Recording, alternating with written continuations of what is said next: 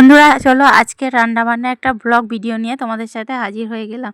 যেহেতু গরম পড়ে গিয়েছে আর এই সময় ডাঁটা আলুর তরকারি খেতে বেশ ভালোই লাগে, সেই সাথে টকের ডাল হলেও বেশ ভালোই লাগে, তাই না? দেখো সকাল সকাল আমি ডাঁটা আলুর তরকারির জন্য ডাঁটা আলু কেটে নিয়েছিলাম। এরপর ডাঁটা আলুগুলো ফোড়ন দিয়ে পেঁয়াজ দিয়ে ভেজে নিয়েছিলাম। এরপর হালকা হালকা করে ডাঁটা আলুগুলো ভাজা হয়ে যাওয়ার পর আদা রসুন আর জিরে বাটা দিয়ে ভেজে নিয়েছিলাম। এরপর লঙ্কা হলুদ দিয়ে ভালো করে ভেজে নিয়েছিলাম। ভাজা হয়ে যাওয়ার পর তেল ছেড়ে দেওয়ার পর তার মধ্যে জল দিয়ে দিয়েছিলাম। জল দিয়ে ভালো করে নাড়াচাড়া করে দিচ্ছি। এরপর নুন দিয়ে দিয়েছিলাম। নুন দিয়ে যাওয়ার পর খানিকটা ঢেকে দিয়েছিলাম, তো ভালো করে যাতে সিদ্ধ হয়ে যায়। তো দেখো এর মধ্যে একটা টমেটোও দিয়ে দিয়েছি যাতে টক টক ভাব হয়, একটু তরকারিটা বেশ ভালোই লাগবে তাহলে। আর এখানে দেখো তরকারিটা ঢেকে দিয়েছিলাম। এরপর আমি বেগুন কেটে দিয়েছি, কেটে নিয়ে নুন হলুদ দিয়ে মাখিয়ে রেখেছিলাম।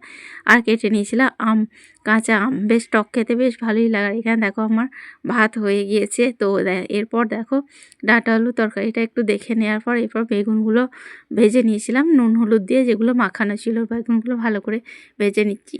শীতকালে বেগুন ভাজা খেতে ভালোই লাগে, আর শীতের শেষের দিকে বেগুন হয়ে যাচ্ছে।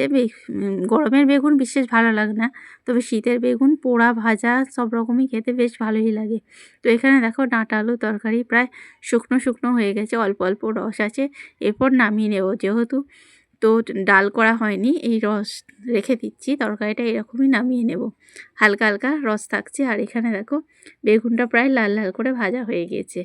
তোমরা কে কে বেগুন ভাজা খেতে পছন্দ করো অবশ্যই কমেন্ট করে জানিও। আমার তো বেশ ভালোই লাগে এই শীতে বেগুন ভাজা। এরপর দেখো আমি বেগুনটা তুলে নিচ্ছি, লাল লাল করে ভাজা হয়ে গিয়েছে।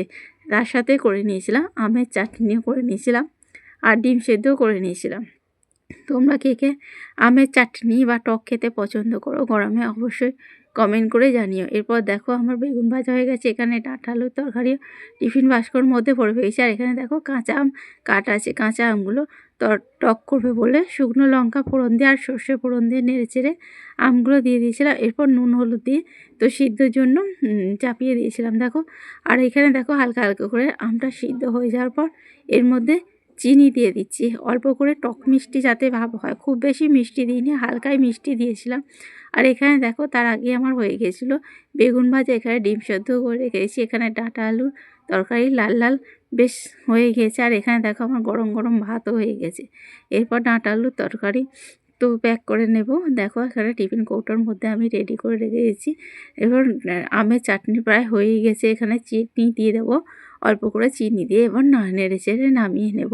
আর এই টিফিন বাক্সগুলো প্যাকিং করে ফেলবো। কেমন হয়েছে ভিডিওটি অবশ্যই কমেন্ট করে জানিও রান্নাগুলো। যদি ভালো লাগে ভিডিওটি তাহলে চ্যানেলটি লাইক শেয়ার অ্যান্ড সাবস্ক্রাইব করে দিও।